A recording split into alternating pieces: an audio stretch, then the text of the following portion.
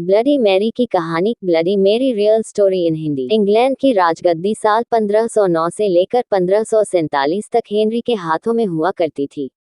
राजा Henry की कई पत्नियां और एलिजाबेथ व मैरी नामक दो बेटियां थीं। इनमें से मैरी राजा की पहली पत्नी की बेटी थी।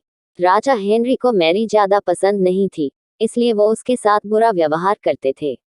मैरी महल के नौकरों के साथ महल का काम करती थी। अगर मैरी कुछ कह भी दे तो राजा उसकी कोई बात नहीं मानते थे। सन 1547 में जब राजा हेनरी की मौत हो गई, तो प्रजा की इच्छानुसार 16 शताब्दी के दौरान हेनरी की पहली बेटी मैरी को इंग्लैंड की राजगद्दी दे दी गई। वह इंग्लैंड की रानी बन गई। उस समय इंग्लैंड के हालात बहुत अच्छे नहीं थे। इंग्लैंड कैथोलिक और प्रोटेस्टेंट इन दो धर्मों के बीच में बंट गया था। उस समय दोनों धर्मों के लोगों के बीच जंग छिड़ी हुई थी। रानी मैरी चाहती थी कि पूरे इंग्लैंड में सिर्फ एक ही धर्म हो, लेकिन लोगों ने उसकी यह बात मानने से साफ इनकार कर दिया था। इससे नाराज होकर रानी ने उनकी बात न मनाने वालों को मौत की सजा दे दी थी। वह ऐसे लोगों को जिंदा भी जला देती थी। रानी मैरी की इस क्रूरता की वजह से इंग्लैंड के लोग उससे नफरत करने लगे। ऐसा भी कहा जाने लगा कि रानी मैरी कुंवारी जवान लड़कियों के खून से नहाती थी। उसका मानना था कि उनके खून से नहाने से वह ज्यादा दिनों तक जवान रह सकती हैं।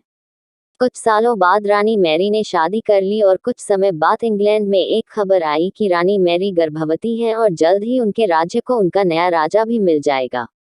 इस बात से हर सभी खुश हुए, लेकिन उस समय रानी मैरी के साथ बहुत ही अजीब घटना हुई। उनके गर्भ से किसी भी बच्चे का जन्म नहीं हुआ, बल्कि कुछ ही महीनों के बाद रानी मैरी का पेट फिर से सामान्य हो गया। वहां के ओझा लोगों ने अपनी तंत्र विद्या से बताया कि रानी मैरी के गर्भ में कोई बच्चा नहीं बल्कि एक भूत आकर निवास करता है।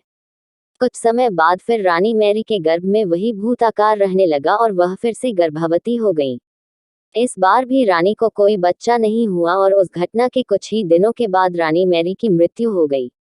इसके बाद मैरी की छोटी बहन एलिजाबेथ को इंग्लैंड की राजगद्दी पर बैठाया गया और एलिजाबेथ इंग्लैंड की नई रानी बन गई। रानी मैरी की क्रूरता की वजह से इंग्लैंड को लोग उसे एक निर्दयी औरत मानते थे। वहीं जब उसके गर्भ में बच्चे की जगह एक भूत का निवास होने लगा, तो लोगों ने उसे शापित भी करार दे दिया और इसी वजह से उसे लोगों ने ब्लडी मैरी का नाम दिया। कहानी से सीख। ब्लडी मैरी की कहानी हमें यह सीख देती है कि अपने निजी विचारों व सोच को लेकर दूसरे लोगों पर दबाव नहीं बनाना चाहिए। शांति और करुणा से लोगों का ख्याल रखना ही मनुष्य का धर्म है।